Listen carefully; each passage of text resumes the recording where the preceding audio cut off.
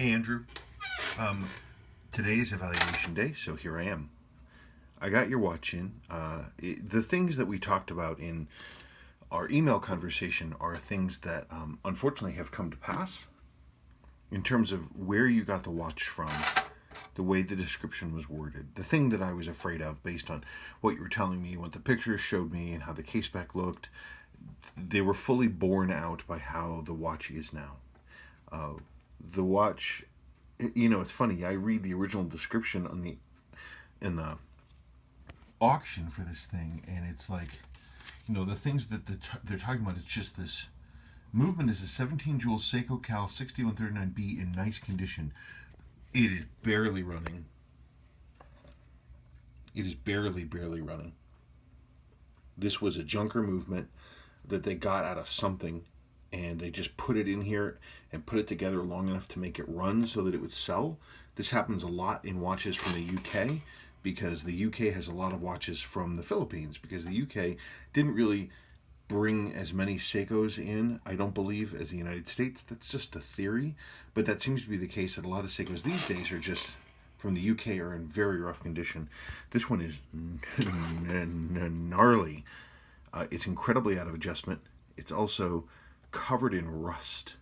They replaced the winding weight, but there's even rust on the winding bridge here. This is just plated in rust. The adjuster pins are all jacked up. The hairspring even has flakes of rust on it.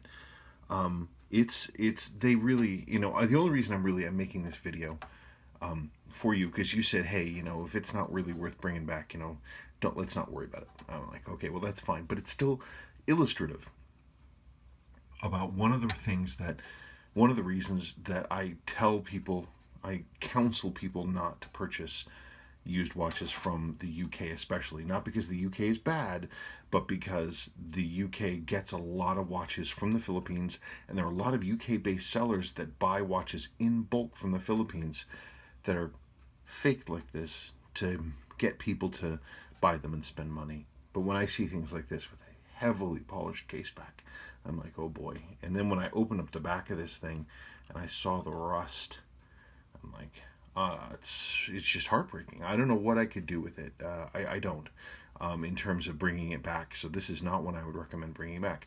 Let's talk cosmetics.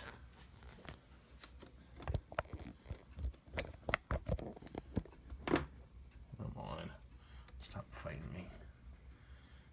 Yeah, I mean, we see an auction that has this description: excellent condition vintage Seiko chronograph. When I see an auction that has this kind of verbiage, like this kind of thing, this is almost textbook. It's like a huge red flag. I immediately am like, what are you trying to put over on me? This kind of stuff. This kind of stuff.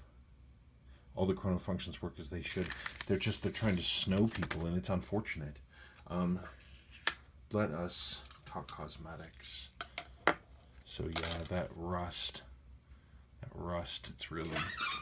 it's heartbreaking. And they did some other crazy stuff. The repairs we usually see from the Philippines are specifically done not to make the watch better, but to make the watch saleable. That's all they want to do. They just want to get the watch to the point that they can flip it and get some money in. That's all they want to do.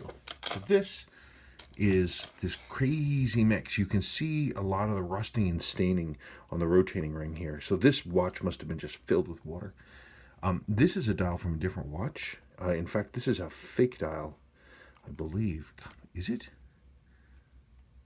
I'm not sure. This applied Seiko is gold. It's wrong in any case. And this has been reloomed. I'm not sure if this is an early one of the fake dials. These hands are correct. This hand is for a different model. It's not for this model. The hands have been reloomed. Case has been refinished. And that is one of the aftermarket inserts. Yeah, and they didn't do such a good job putting that in either.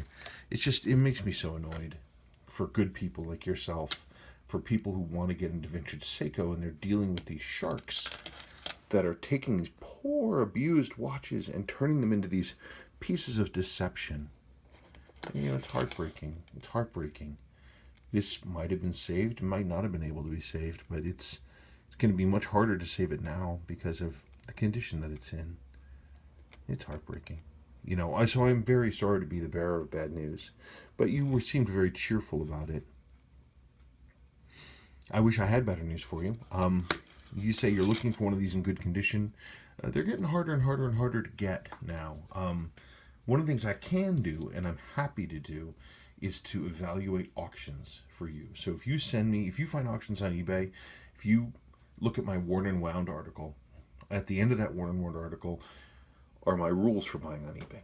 And I've honed those over many years now of buying things. And so if you follow those rules, and you see something that looks interesting, you run it by me, send me the link, and I'll tell you whether it's something worth your time or not, and we can work on getting you something decent. Yeah, and I apologize for being the bearer of bad news. It upsets me that watches like are abused, and then people use them to deceive other people. It makes me sad. So anyway, UK based seller selling Philippine rework with this kind of verbiage. Absolutely do not buy it. People just don't do it. It's a huge red flag. Okay, bye.